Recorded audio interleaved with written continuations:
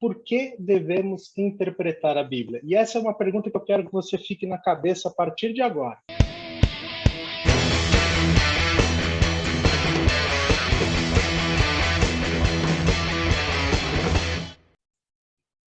Então, pessoal, hoje a gente vai conversar um pouquinho sobre chaves de interpretação da Bíblia. Na semana passada a gente já deu aí uma boa pincelada sobre o que é a matéria e a gente está meio que começando ela hoje. E como é que vai ser a nossa disciplina ao longo desse semestre? Na aula passada nós fizemos uma introdução e estamos aqui. Estamos nas chaves de interpretação da Bíblia. E aí a gente vai correr por muita coisa. Esse é um roteiro bastante interessante que foi montado, que a gente vai poder quase que andar pela Bíblia inteira falando de temas muito importantes que vão aparecer nas Escrituras. E aí alguém, de repente, poderia me fazer a seguinte pergunta, não sei o Ivan, mas quando a gente para pensar e pensa nesse tema dessa aula, né, de chaves de interpretação da Bíblia, alguém poderia simplesmente dizer para a gente assim, como assim interpretar a Bíblia? Simplesmente faço o que ela manda. O que eu tenho que ficar interpretando a Bíblia? Como assim interpretar a Bíblia? Não sei quantos de vocês já pararam para pensar, mas espera aí, eu preciso interpretar a Bíblia? Então a pergunta é essa: por que devemos interpretar a Bíblia? E essa é uma pergunta que eu quero que você fique na cabeça a partir de agora. Por que a gente tem que interpretar a Bíblia? E eu não sei se eu abro para o pessoal responder ou não, mas eu vou então primeiro mostrar para vocês o que a gente vai entender por interpretação da Bíblia a partir dessa aula, que é justamente isso aqui, ó. A interpretação é a capacidade da gente compreender o que está escrito no texto, podendo refletir a partir daquilo que foi absorvido na leitura. Agora, fez mais um pouco de sentido porque que a gente precisa interpretar a Bíblia? Você entende que a questão de interpretar a Bíblia não é simplesmente o que eu acho que ela está me dizendo, mas como é que a gente consegue compreender? A interpretação envolve entendimento, como é que a gente consegue compreender aquilo que está no texto? E para isso a gente vai ter algumas ferramentas bem legais que a gente vai mostrar. Mas antes da gente falar sobre essas ferramentas, tem algumas coisas que eu quero destacar para vocês, que é algumas certezas que nós, cristãos batistas, temos. A primeira é que a Bíblia é inerrante. Alguém já ouviu essa expressão, inerrante? Alguém se arrisca a dizer que quer dizer que a Bíblia é inerrante? Que não erra. É basicamente isso. A Bíblia ela não tem erros.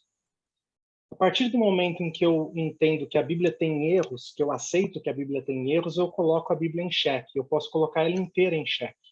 Então, eu posso dizer que se de repente tem alguma coisa errada ali, logo, se existe uma parte que está errada dela, logo ela inteira poderia estar errada. Então, nós precisamos entender e dizer que a Bíblia ela é inerrante. Só que ela é inerrante e ela não precisa nem ser atualizada porque ela já é atual. Tem algumas pessoas aí, alguns teólogos aí que vão dizer que a Bíblia precisaria ser atualizada, o que não é verdade.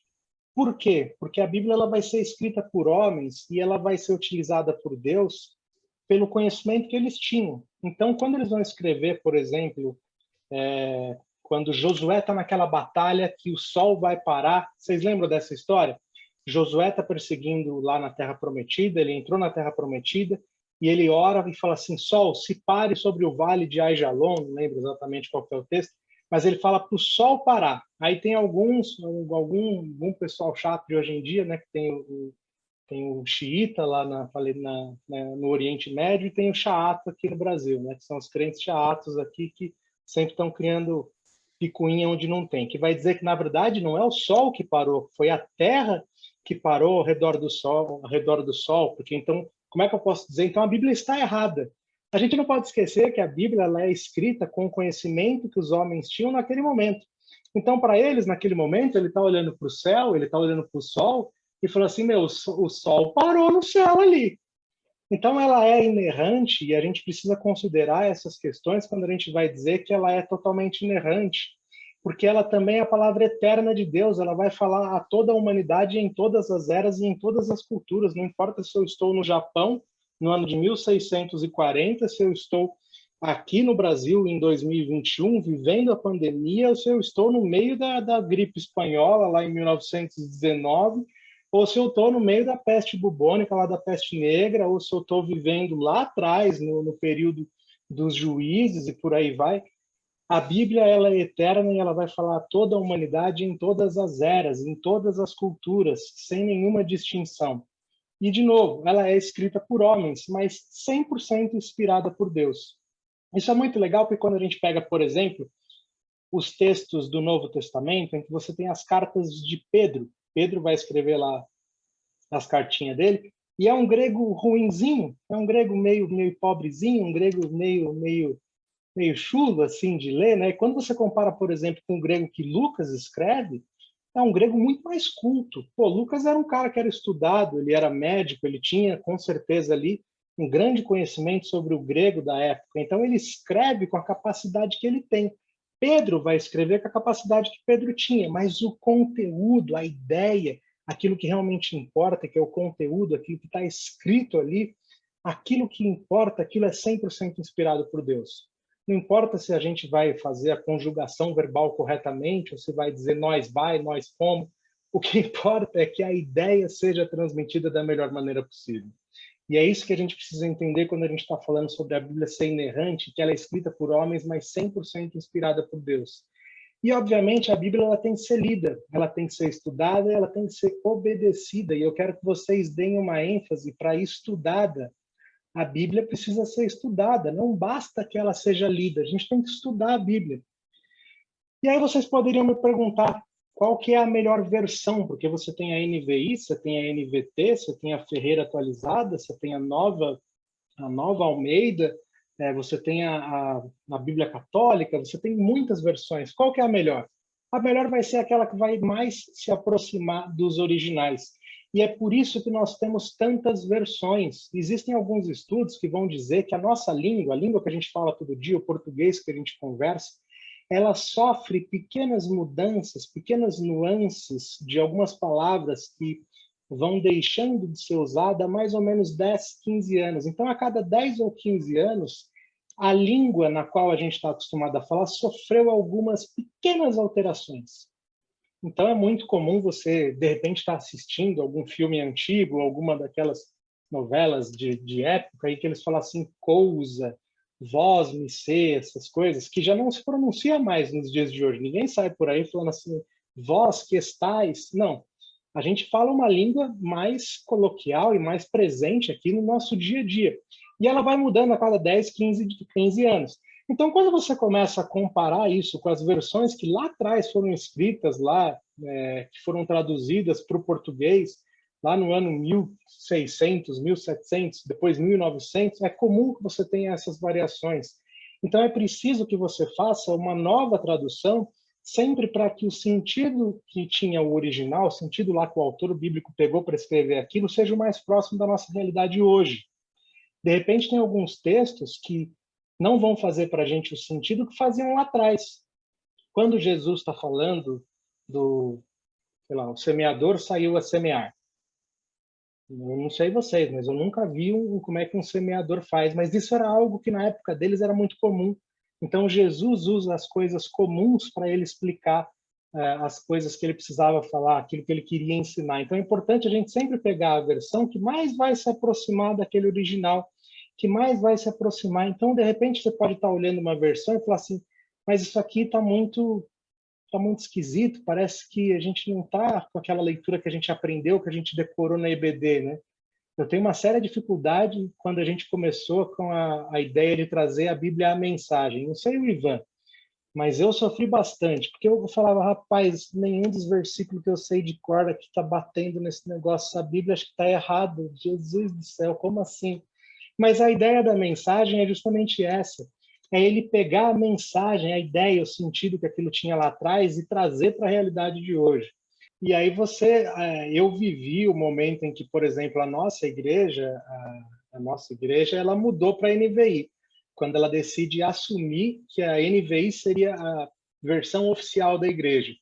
E a gente já tinha, sei lá, 15, 20 anos decorando versículos de outras versões, que era a Almeida, né? E aí, de repente, mudou tudo, os versículos que a gente sabia, tudo ao contrário. Você fala, rapaz, mas o que importa é o sentido, o conteúdo é o mesmo. Por exemplo, você pode pegar um texto e você vai ler que você consegue, mudando a ordem ali das palavras, você consegue manter exatamente o mesmo sentido. Então, é importante a gente entender que o sentido ele está lá correto e o sentido é totalmente inerrante. Mas é interessante, depois eu vou mandar para vocês um livro que é do Lee Strobel, se eu não estou enganado, que tem até um filme, depois eu vou mandar para vocês, que é muito interessante, tem um filme que acho que dá para ver pelo YouTube, se eu não estou enganado, que fala justamente sobre um cara que é um jornalista, em que ele vai buscar maneiras de refutar quem foi Jesus ou refutar as coisas que aconteceram na época ali de Jesus. Então, o que ele faz? Ele começa a analisar os evangelhos. E ele começa a fazer as análises e ele vai ver que não existe nenhum outro texto bíblico tão completo quanto a Bíblia. Eu vou mandar para vocês depois, é muito interessante essa matéria, para vocês entenderem como que a gente pode confiar na Bíblia. Porque quando você pega outros textos de Flávio José, Homero, outros escritores gregos, Sócrates, todos esses caras, a quantidade de cópias que eles têm é muito pequena. E a quantidade de cópias que a gente tem muito próximas do original lá atrás da Bíblia é gigantesca. Vou mandar para vocês depois esse estudo, vale a pena.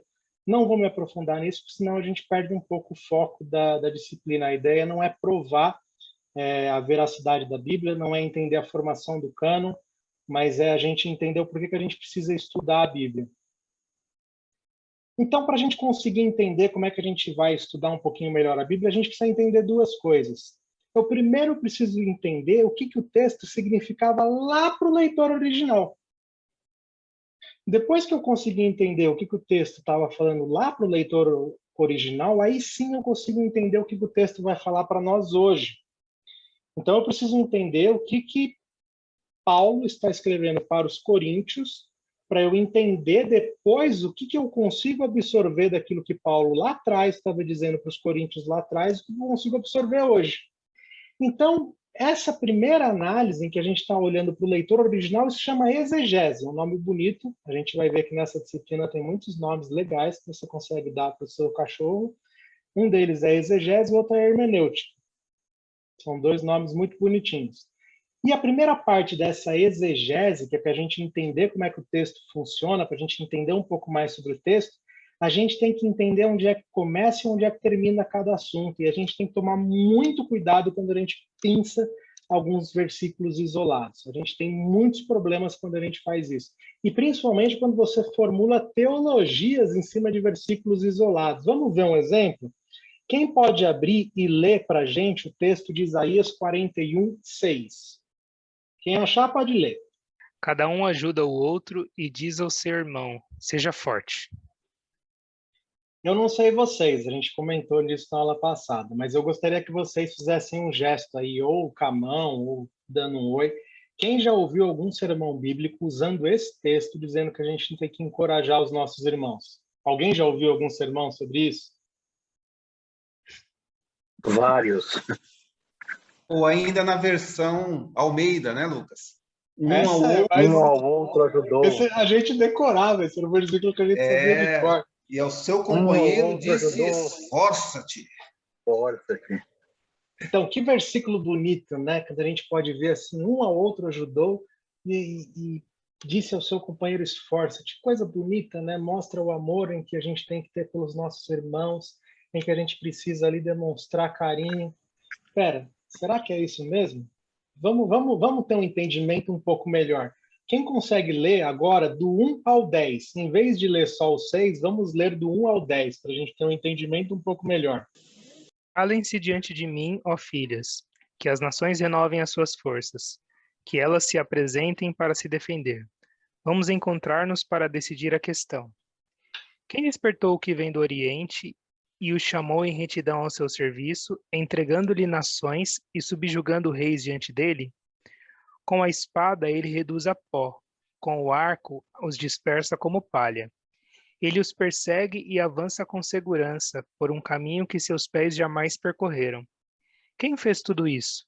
Quem chama as gerações à existência desde o princípio? Eu, o Senhor, que sou o primeiro, e eu sou o mesmo com os últimos. As ilhas viram isso e temem, e os confins da terra tremem. Eles se aproximam e vêm à frente. Cada um ajuda o outro e diz ao seu irmão, seja forte.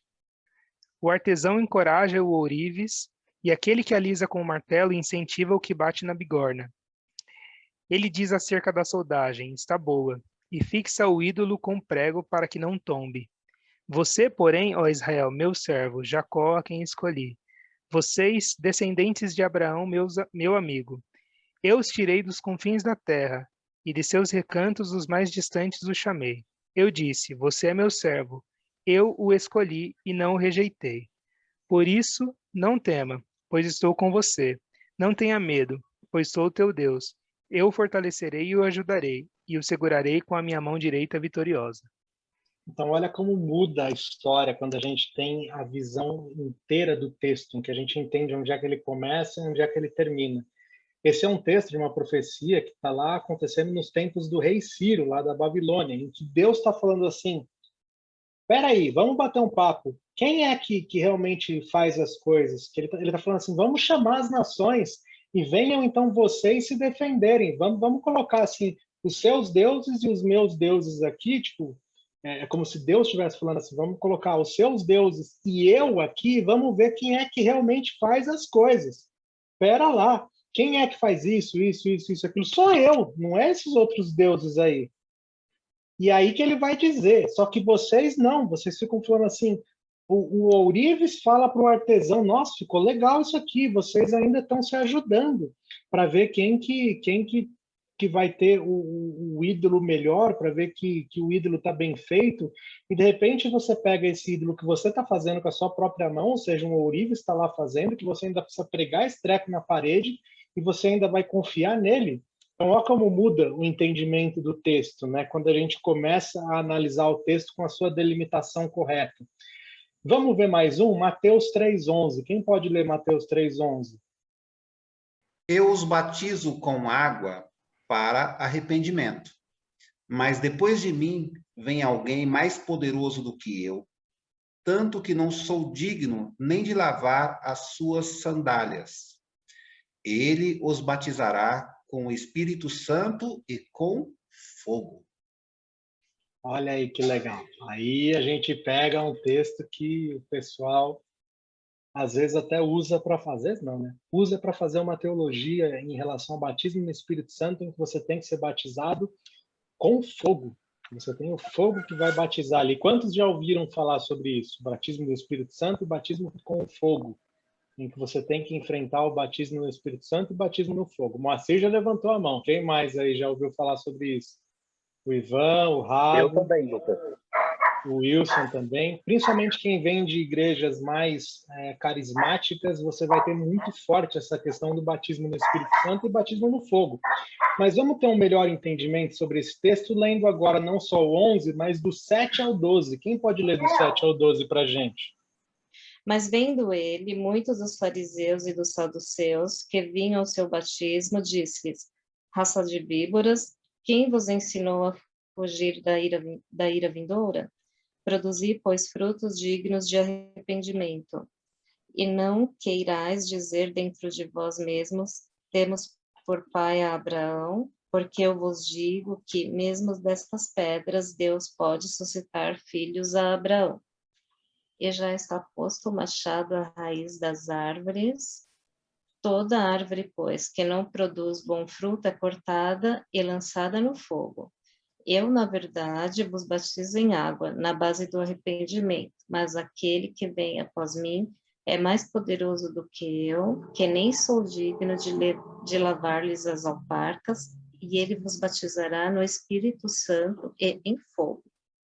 A sua pá ele tem na mão, ele limpará bem a sua eira, recolherá o seu trigo ao celeiro, mas queimará a palha em fogo inextinguível. Então, será que quando a gente está falando de batismo no Espírito Santo e batismo no fogo, a gente está falando dos dois para a igreja? O que vocês entendem quando a gente lê o texto inteiro? Esse texto, pessoal, é bastante interessante porque olha o que está sendo dito aqui. Ele está falando, se a gente pega aqui o texto, quando João Batista está falando, ele está dizendo assim que a gente pegou o texto de que eu batismo com água para arrependimento, e depois de mim vem alguém, que eu não sou digno, tal, desatar as alparcas, ele os batizará com o Espírito Santo e com fogo. Só que olha lá o que ele está falando lá, que a árvore que não está bom fruto, quer ver, ó? Ó, no versículo 10, o machado já está posto à raiz das árvores, e toda árvore que não der um bom fruto será cortada e lançada no fogo. Ou seja, aqui não é a árvore que está dando fruto, é a árvore que não produz fruto. Então a gente não está falando da igreja aqui. Aí ele continua no 12, ó. E ele traz em sua mão, ele traz uma pá e limpará a sua eira, juntando o trigo no celeiro, ou seja, a igreja vai para o celeiro, os justos, justificados no sangue de Jesus, aqueles convertidos vão para o celeiro, mas queimará a palha com fogo que nunca se apaga. Então aqui a gente não está falando que o crente precisa ser batizado no Espírito Santo e no fogo. Aqui ele está fazendo uma distinção muito clara em que o crente vai ser batizado no Espírito Santo e aquele que não é crente, o ímpio, esse sim vai ser batizado com fogo. E aqui não é um fogo para ele ser purificado. Não, ele vai queimará como a palha no fogo que nunca se apaga. Então, vocês entendem que aqui a gente está falando de duas coisas completamente diferentes? Olha o perigo da gente pensar versículos separadamente. Então, aqui eu sei que esse é um texto bastante controverso, mas é muito fácil da gente entender quando a gente delimita o texto do começo até o fim para a gente ter um entendimento correto. Deu para entender mais ou menos a ideia do que é fazer uma boa delimitação de texto? Esse é o primeiro passo que a gente tem que ter quando a gente faz essa delimitação de texto. Vamos lá, o que mais que a gente consegue aprender? Quando a gente quer estudar um texto, por exemplo, esse texto aqui que a gente acabou de ler, a gente precisa fazer algumas análises, a gente tem que entender alguma coisa. Primeiro, a gente tem que ver qual que é o estilo literário, porque eu preciso entender quem que é o autor, quem são os destinatários, para quem que esse cara está escrevendo essa carta, em que época que isso foi escrito, por que que isso foi escrito. Isso é muito importante quando a gente, por exemplo, estuda o livro de Coríntios, de 1ª e 2ª Coríntios. Se eu não entendo as razões pelas quais Paulo está escrevendo o livro de Coríntios, eu começo a não entender algumas coisas, porque tem momentos na carta de Coríntios em que Paulo está simplesmente repetindo uma pergunta que foi feita para ele poder começar a explicar as coisas embaixo daquilo. Então, algumas coisas que estão escritas na carta de Coríntios é Paulo respondendo. Quando ele vai dizer, por exemplo, lá, quanto aos espirituais, quanto aos dons espirituais, isso. Ah, quanto ao casamento, isso. Então, eu preciso entender por que isso foi escrito e qual que era a cultura da época. Isso é algo que também precisa ficar muito claro. Mas vamos lá, existem textos que são narrativas. O que é uma narrativa? Alguém consegue me dar um exemplo de um texto que tem uma narrativa? Perfeito, é uma história que está sendo contada. E a Bíblia, ela é gigantesca. Eu não sei exatamente aqui, mas eu posso até pegar depois, porque existem estudos. A quantidade de texto bíblico que é narrativa é gigantesca. E é legal porque quando você aprende nessa questão de oratória, de como é que você consegue se comunicar, como é que você consegue transmitir uma ideia, está muito na moda hoje falar em storytelling, né? Não sei quantos de vocês já ouviram essa expressão storytelling. E é legal porque Deus parece que já sabe das coisas, né? Porque a maior parte da Bíblia já é um grande storytelling, é ele contando uma narrativa. E aí tem de monte, tem as histórias dos patriarcas, de Abraão, Isaac, Jacó, José, Josué, as batalhas de Josué, o livro de Atos é uma grande narrativa e por aí vai. Existem poesias, como Salmos, por exemplo, tem muitas poesias dentro dos Salmos. Existem livros sapiensais, que são livros de sabedoria. Eu vou dar uma chance para alguém dizer um livro de sabedoria na Bíblia. Vamos lá. Provérbios? Aê, Provérbios. Provérbio é um livro sapiensal, porque ele traz sabedoria para a gente. Existem livros proféticos, que são as profecias. Existe o gênero apocalíptico. Tirando o Apocalipse, alguém sabe algum outro livro da Bíblia que é gênero apocalíptico? Daniel, um bom trecho do livro de Daniel, tirando a primeira parte de Daniel, que é uma narrativa, mas a segunda metade inteira, que a gente praticamente não entende nada do que está lendo, a gente começa lendo, né, Daniel, tal, ele vai para a Babilônia, e depois ele tem lá Sadraque, Mesaque e Abednego, aí depois tem Daniel na Cova dos Leões, a gente lê até aí, né? Depois a gente não entende mais nada do que está escrito no livro de Daniel, mas Daniel está falando naquele trecho, é apocalíptico, é um estilo de escrita judaica, é apocalíptica judaica. Temos os evangelhos, que é um tipo de narrativa, mas ele é uma classificação própria dentro do texto literário, porque ele vai tratar exclusivamente sobre Jesus e tem muita coisa lá dentro, porque não é só narrativa, porque tem muita narrativa, mas também tem parábolas, também tem um pouquinho de apocalíptica. Você pega, por exemplo, o sermão profético de Jesus, também vai falar um pouco sobre isso. Temos as epístolas, que não são narrativas, não são parábolas, não são cartas sapiensais, apesar de ter muita sabedoria lá dentro, não é uma poesia, é uma coisa característica, e dentro delas ainda tem as escritas de Paulo, tem as escritas dos outros autores, Pedro, João, Carta de Hebreus, Judas, e por aí vai. Mas olha que interessante, a gente pode ter no meio de uma narrativa, olha que interessante, quem pode ler o texto de Gênesis 2, 23? Vocês estão em teologia bíblica, pessoal, a gente vai ler bastante a Bíblia. Disse então o homem: esta sim é osso dos meus ossos e carne da minha carne. Ela será chamada mulher, porque do homem foi tirada. Então, esse é um texto que em português não faz muito sentido, né? A gente lê e fala, tá, legal, não dá para entender muito bem, mas é uma poesia hebraica. O termo homem em hebraico, que é ish, ele vai ser um trocadilho com ish-a, do mulher em hebraico. Então você tem uma poesia, olha que legal. Adão foi o primeiro poeta. Se você não sabia disso, ó, que curiosidade inútil que agora você sabe. Mas Adão foi o primeiro poeta. Ele vai fazer uma poesia.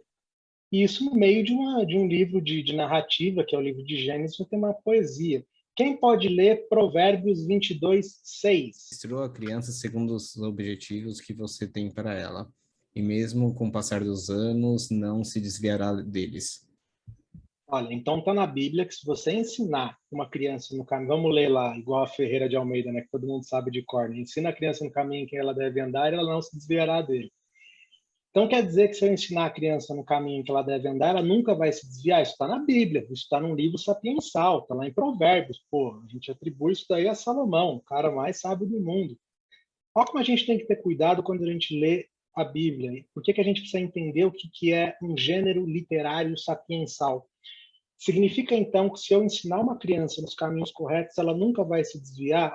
Mas o que isso quer dizer? Isso aqui é uma sabedoria. No geral, se você ensinar de verdade uma criança, no geral isso dá certo. Mas não significa que isso é 100%. Se eu ensinar 1 milhão de crianças exatamente iguais, que as 1 milhão não vão se desviar. Isso é uma sabedoria. Muita gente pega isso aqui e fala assim, porque não foi ensinada direito então, que se desviou.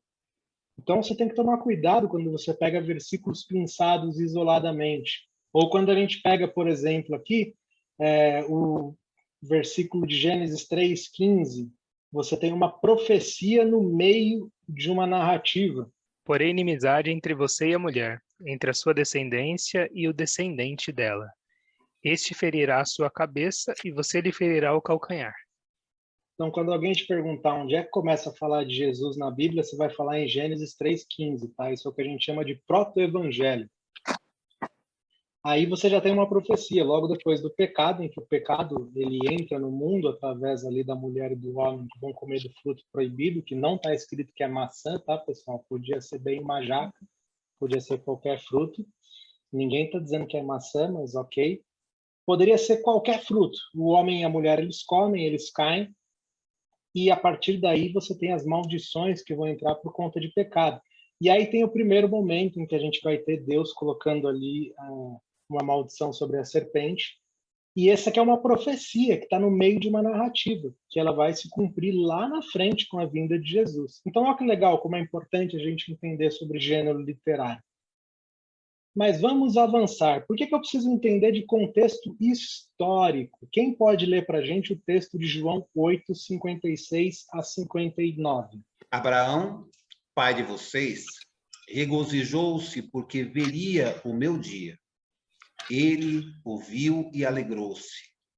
Disseram-lhe os judeus: você ainda não tem 50 anos e viu Abraão? Respondeu Jesus: eu lhes afirmo que antes de Abraão nascer, eu sou. Então eles apanharam pedras para apedrejá-lo, mas Jesus escondeu-se e saiu do templo. Olha que negócio interessante. A gente tem ali, em um determinado momento do ministério de Jesus, uma rixa muito grande, né, com os fariseus com Jesus, né, eles querendo ali, os fariseus, os escribas, os saduceus, de alguma maneira pegar Jesus.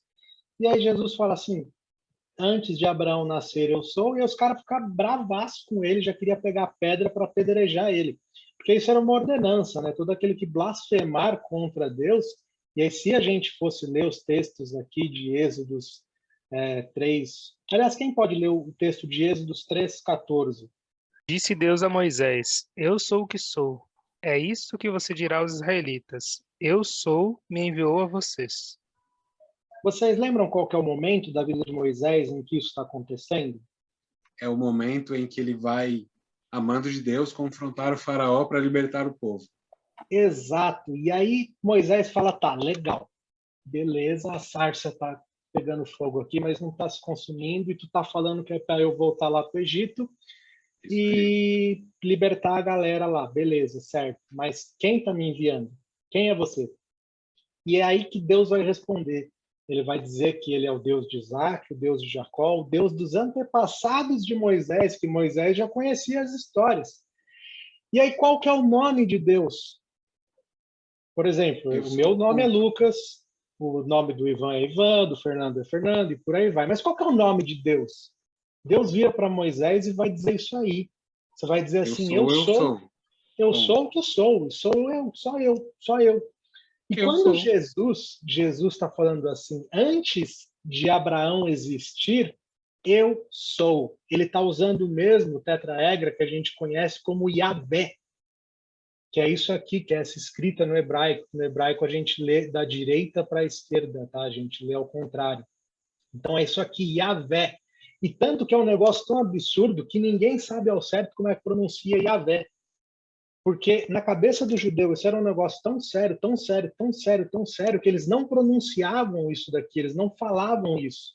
Porque é só consoante, né? Aqui não tem vogal, então a gente não sabe qual que é o fonema exato disso. A gente acredita, pelos textos masotéricos, que tinha lá uma vocalização da escrita para tornar mais amigável aos nossos ouvidos, a gente acredita que se pronuncia Yahvé, mas a gente não sabe muito bem como é que é a pronúncia disso. Então, quando Jesus está dizendo assim, antes de Abraão existir, eu sou, e o termo eu sou no hebraico, não é assim, eu sou brasileiro, eu sou homem. Não, não é isso. É uma expressão tão intensa, dizer assim, eu, somente eu, sou eu, sendo eu o que sou eu. Entendeu? É uma repetição muito intensa essa expressão. É só eu sou de verdade. Todos vocês estão. Porque nós estamos vivos, estamos casados, estamos com fome, estamos vestidos, estamos tomando banho. Ninguém é de verdade. Só quem é, que não muda, que nunca vai mudar, que sempre vai ser igual, jamais vai mudar, vai ser igual ontem, hoje, para sempre, é Deus. E quando Jesus dá essa resposta para eles, ele está falando assim, antes de Abraão existir, ou seja, muito tempo antes da criação de Abraão nascer, eu sou Deus, é isso que Jesus está dizendo. E é por isso que os caras ficam injuriados. Falam, esse cara blasfemou. E é que eles vão pegar pedra e eles vão querer tacar em Jesus, porque esse era o castigo de blasfêmia. Deu para entender como a gente precisa entender um pouco de contexto histórico, mas vamos continuar avançando. Muitos de vocês já ouviram lá do texto de Gálatas 4:4, quando ele fala da plenitude dos tempos, que Jesus veio na plenitude dos tempos. Por que Jesus veio na plenitude dos tempos? Porque aquele era o momento em que tudo culminava para dar certo. A gente tinha uma economia única, com uma moeda única, a gente tinha uma política única governando, que era o governo romano. Você tinha uma paz, ou seja, você podia andar para onde você quisesse através da Pax Romana, né, que não era uma paz muito tranquila, era uma paz imposta por intimidação. Você tinha um único idioma. E você teve a dispersão dos judeus provocada lá na época lá dos Seleucidas, depois da guerra dos Macabeus, você tem toda uma dispersão dos judeus, que tem judeu espalhado para tudo que é canto. Tanto que quando Paulo está fazendo as grandes viagens missionárias dele, quando ele vai pregar, que ele entra numa cidade, ele vai na Galácia, ele vai em Éfeso, ele vai em Bereia, ele vai em tudo que é canto, ele vai em Tessalônica. Para onde Paulo ia primeiro? Era o primeiro lugar em que ele ia pregar. Alguém sabe? Sinagoga. Ele ia numa sinagoga, porque tinha judeu em tudo que era canto. Tinha judeu espalhado, saindo pelos buracos, tinha judeu. Você não podia tropeçar em algum lugar, igual quando você viaja para fora do Brasil, você tropeça, cai num brasileiro. Era mais ou menos a mesma coisa. Tinha judeu espalhado para tudo que era canto. Então, tudo isso propiciou para que Jesus pudesse vir e que tivesse sua mensagem espalhada para todos os cantos de uma maneira extremamente rápida. Porque se você parar para pensar que, pô, Israel é um ovo comparado ao resto do mundo que ele estava inserido naquele momento na grande economia romana. Mas, cara, em questão assim de pouquíssimos anos, o cristianismo já estava espalhado com uma velocidade absurda, porque tudo isso permitiu que a gente pudesse ter o cristianismo sendo espalhado por conta da economia, por conta da política, por conta de uma paz relativamente forçada, mas que existia. O idioma era um só, se você falasse grego, você se comunicava em qualquer canto. Então, olha como é interessante eu entender sobre o contexto histórico, quando eu leio, por exemplo, Gálatas. Mas olha que loucura, quando a gente fala agora de contexto cultural. Vocês já ouviram falar das 10 pragas, né? Mas vocês já pararam para pensar do porquê que tiveram 10 pragas? Eu vou responder para vocês dando 2 exemplos, tá? Porque eu não vou falar das 10, porque senão a gente não sai daqui hoje, a aula termina só em 2023. Mas vamos lá. Cada uma das 10 pragas vai afrontar um deus do panteão egípcio. Vocês sabiam disso? Olha que interessante. Você tem todo o panteão egípcio, né, dos deuses egípcios, e olha que legal. A primeira praga é as águas do Nilo se transformando em sangue. Vocês lembram lá, Moisés ele vai lá, toca a vara lá e as águas do Nilo se transformam em sangue. Quando ele está fazendo isso, ele está falando assim, o meu Deus é maior do que os deuses Khnum, Raspe e Osíris. Porque eles eram deuses do Nilo. Um era o guardião do Nilo, o outro era o espírito do Nilo e o outro era o sangue do Nilo. Então, pera lá. Então, eu já estou de cara falando assim, ó, os seus 3 deuses aí do Nilo são furada, fichinha. O meu Deus ganha de vocês. Deu para entender por que a gente tem as 10 pragas e cada uma delas vai direcionando para cada um dos deuses até você chegar no ponto máximo em que quais são os 2 principais deuses do Egito. Um vai ser o deus Sol e o outro vai ser o próprio Faraó, que também era considerado como filho de Ra. Então, quando você tem lá as trevas, que é a última praga acontecendo, que é onde fica, aliás, a penúltima praga, onde tudo fica escuro, que você não consegue andar para canto nenhum, eles estão dizendo assim, ó, o meu Deus é maior do que o maior Deus de vocês. Porque da mesma forma em que a gente consegue ver nos filmes mais que a gente conhece hoje em dia, que você tem Zeus, que era o principal deus do panteão grego. Você tinha Ra, que era o principal deus do panteão egípcio. E quem era filho de Ra? O filho de Ra era o faraó.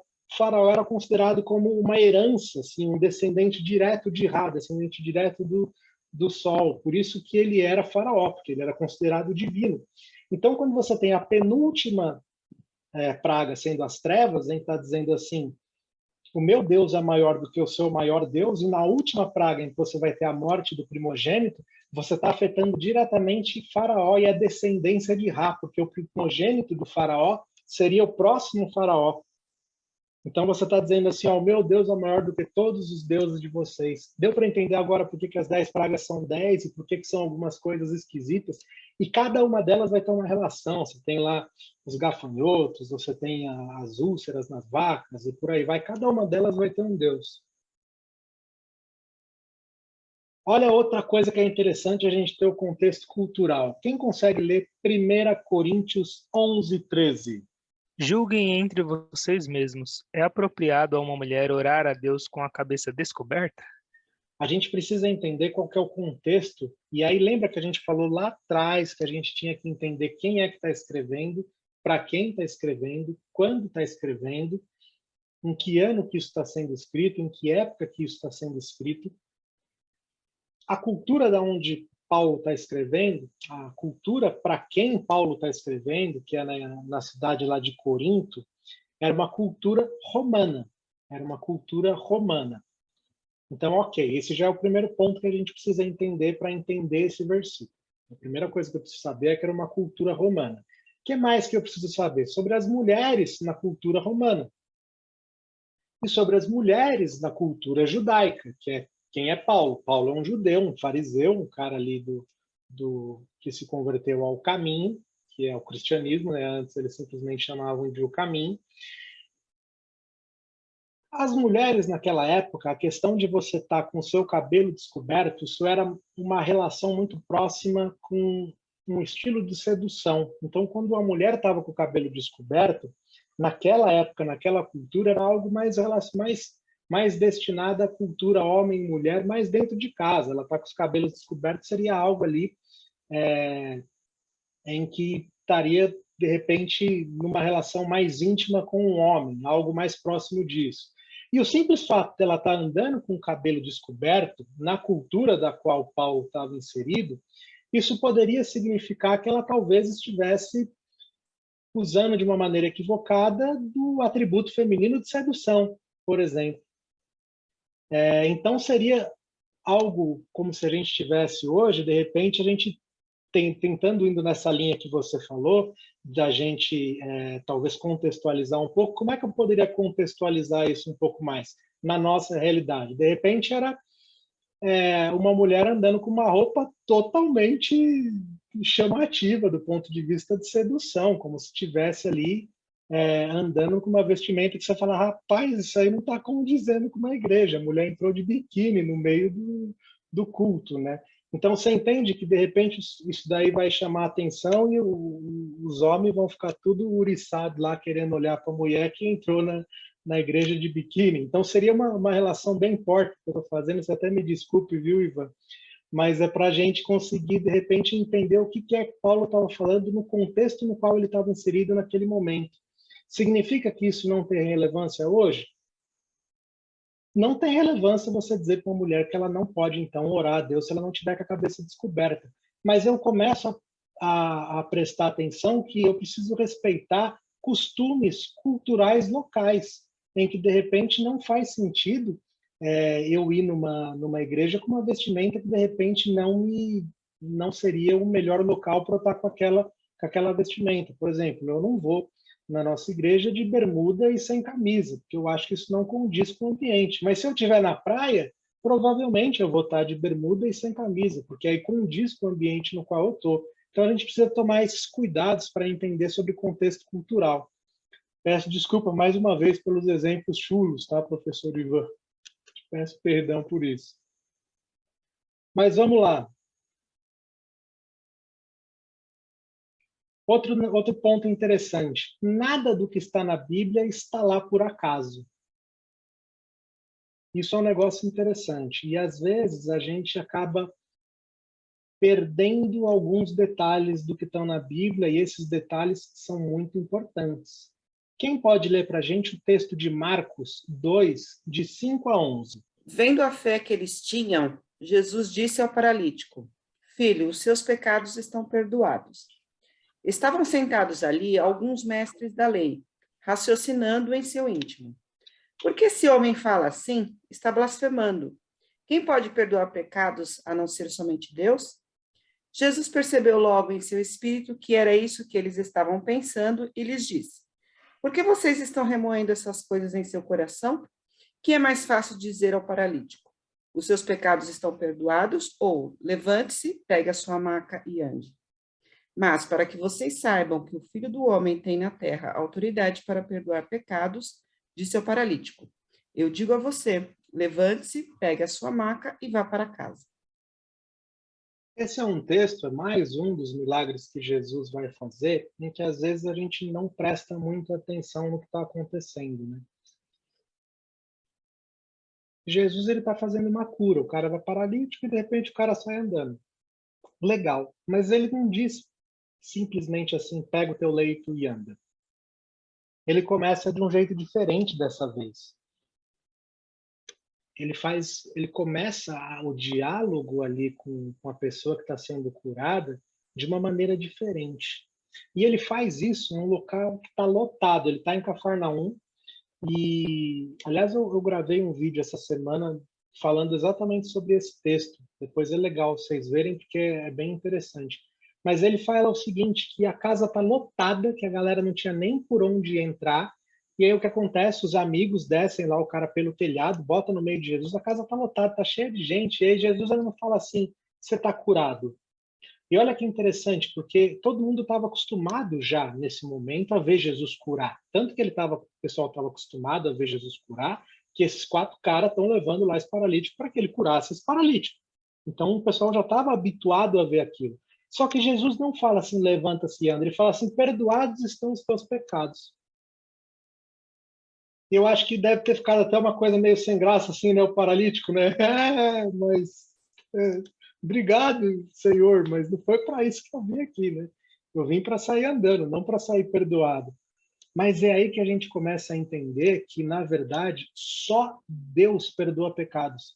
E é por isso que os fariseus, os escribas que estão ali, eles começam a falar assim, mas peraí, o que esse cara está falando? Por que ele está falando isso? De novo, Jesus está se igualando a Deus Pai. Ele está falando assim, eu perdoo pecados. E peraí, eu digo mais. O que é mais fácil eu falar? Perdoados são os teus pecados ou levanta-te e anda? Pô, se eu consigo fazer esse cara andar, eu também consigo perdoar esses pecados deles. E é que a gente vai entender que a necessidade do homem, intrinsecamente, é muito maior do que simplesmente a gente ter cura de um problema que a gente está vivendo agora. A real necessidade do homem é da gente ter uma cura eterna e não uma cura momentânea. A gente precisa ter a cura contra a morte eterna. E aí sim você vai entender que a cura que Jesus oferece não é uma cura momentânea, não é uma cura de uma doença que eu estou enfrentando, mas uma cura da minha morte eterna, a minha cura da minha separação eterna de Deus. E é por isso que quando Jesus vai dizer assim, perdoados estão os teus pecados, ele está entregando para esse paralítico algo muito mais do que aquele paralítico podia imaginar que ele iria sair naquela noite. Não é só sair andando, mas sim de poder ter a sua vida ali, uma comunhão com Jesus. E olha que interessante, quando a gente lê os textos de Atos 2, de 1 a 4, alguém abre em Atos 2, de 1 a 4, e outro em Atos 10, 44. Chegando o dia de Pentecoste, estavam todos reunidos num só lugar. De repente veio do céu um som, como de um vento muito forte, e encheu toda a casa na qual estavam assentados. E viram o que parecia línguas de fogo, que se separaram e pousaram sobre cada um deles. Todos ficaram cheios do Espírito Santo e começaram a falar noutras línguas. Quem pode ler o 10:44? Enquanto Pedro ainda dizia estas coisas, desceu o Espírito Santo sobre todos os que ouviam a palavra. O que um texto tem a ver com o outro aí? Por que a gente está falando de que, de repente, nada na Bíblia está escrito por acaso? De novo, nós estamos falando agora de um texto que também é muito utilizado pelos carismáticos, que está tratando justamente dessa questão de batismo no Espírito Santo. Tem uma coisa muito interessante, que é Deus quem determina os acontecimentos. E olha que interessante, por que é Deus que vai determinar os acontecimentos? Tem uma palavra no texto que a Miriam leu que a gente não presta atenção. Qual que é a posição que eles estavam quando eles recebem o Espírito Santo? Eles estavam reunidos e sentados. Qual que é a relevância disso? Por que a Bíblia ia escrever que eles estavam sentados? Que diferença faz ele estar sentado? Você já parou para pensar? Sentado. Em qual outro lugar da Bíblia que vai dizer assim, fulano estava e ele estava em pé, ou ele estava sentado, ou ele estava deitado? Para que dizer assim que eles estavam sentados? Porque a posição de oração dos judeus era em pé. Um judeu jamais oraria sentado. Então, no momento em que o Espírito Santo desce sobre eles, eles não estavam nem orando. Eles não estavam nem orando. É Deus que vai determinar como é que esses acontecimentos vão rolar no andar das coisas. Então, não é algo que nós possamos fazer, é Deus quem faz. Olha que outra coisa interessante que tem lá no texto de 44, que é enquanto Pedro ainda está pregando, já desceu o Espírito Santo sobre Cornélio e a família dele. Ou seja, não tem essa de que eu preciso impor as minhas mãos para que isso aconteça. Você até vai ter um outro texto em que Paulo vai precisar impor a mão para que venha o Espírito Santo sobre alguns discípulos, mas é porque eram discípulos de João Batista, que ainda não conheciam Jesus. Então, eles precisavam entender que a questão do Espírito Santo estava relacionada a algo relacionado a Jesus, em que você tinha autoridade apostólica. Mas olha que não tem essa questão de batismo no Espírito Santo e você ter a salvação como sendo duas coisas sendo diferentes. Você tem Cornélio, que já se converte, já recebe o Espírito Santo no mesmo instante, em que as coisas vão acontecer no mesmo instante em que aquilo vai acontecer, no exato momento. Pedro nem tinha feito apelo, nem tinha tocado musiquinha, não tinha feito nada, já estava tudo certo lá, e de repente, pumba, já desceu o Espírito Santo sobre eles. Está vendo como detalhes, nada na Bíblia está escrito por acaso. Por isso que é interessante a gente prestar atenção nessas coisas. Então a gente precisa pegar o texto bíblico, fazer a exegese, entender o que esse texto bíblico está falando para a gente e qual que é a aplicação que eu tenho disso na minha vida. Essa é ok, eu pego aquele texto bíblico e como é que eu consigo aplicar ele na nossa vida. E aí eu preciso trazer para o aqui e agora, ou seja, quais são as lições que eu consigo tirar desse texto aqui. Tá, legal. Davi matou Golias. Perfeito, bonito. Tá, e aí? O que isso muda na minha vida hoje? O que eu tenho a ver com isso hoje? Como é que eu consigo pegar uma aplicação? O Ivan ele trouxe no texto da aula passada um texto muito legal, que é aquele de 2 Crônicas 7,14, que todo mundo usa em época de eleição, que é assim: meu povo que se chama pelo meu nome, se ajoelhar e orar e buscar a minha face, dos céus o ouvirei e sararei a sua terra. Perfeito, mas eu primeiro preciso entender o que aquele texto significava para aquela época, porque era Deus falando para uma época específica em que Salomão estava orando. E uma coisa que precisa ficar muito clara: um texto jamais pode significar alguma coisa hoje se não significou para o destinatário daquela época lá atrás. Então, um texto não pode significar hoje alguma coisa que nunca significou no seu destinatário original. Ele até pode significar exatamente a mesma coisa hoje, pode trazer uma aplicação muito importante hoje. Por exemplo, podemos utilizar essa aplicação de 2 Crônicas, de que se a gente realmente buscar a face de Deus, Deus vai se voltar para a gente. Mas eu não posso afirmar categoricamente que o que aconteceu com aquela profecia, com aquela promessa que Deus estava fazendo lá atrás para Salomão, é a mesma coisa que seria hoje aqui, porque não é. Aquilo é algo destinado àquele povo, naquela época, naquele momento, naquele período histórico. Mas eu posso trazer ensinamentos, porque Deus é o mesmo, Deus não muda. Então, se Deus tinha aquela característica de, se a gente buscar a face de Deus, ele vai se voltar para a gente. A gente pode tirar um exemplo disso na parábola que Jesus está pregando do filho pródigo, em que quando o pai vê o filho vindo na direção dele, ele corre na direção do filho. Então a gente entende que se a gente busca a face de Deus, se a gente se volta para Deus, Deus se volta para a gente também. A gente pode tirar essa aplicação, é uma aplicação possível. Mas eu não posso afirmar categoricamente lá igual, bater o martelo e falar vai ser assim porque está escrito que foi assim, então vai ser assim. Não posso fazer isso. Por isso que a gente tem que começar sempre com a exegese, ou seja, entender que de acho que aquele texto estava falando para aquele povo lá daquele tempo lá atrás. O que ele estava falando? Ok, estava falando isso por causa disso, para essa pessoa, por causa dessa situação, tinha esse contexto, tinha essas coisas. Agora eu consigo trazer isso para o aqui e o agora.